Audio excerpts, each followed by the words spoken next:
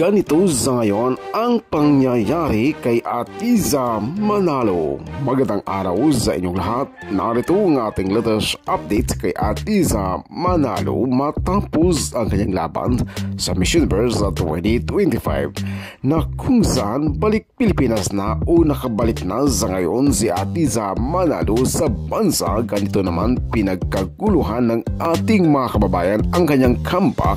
Narito, panoorin pa natin. Ako si Kudanter TV.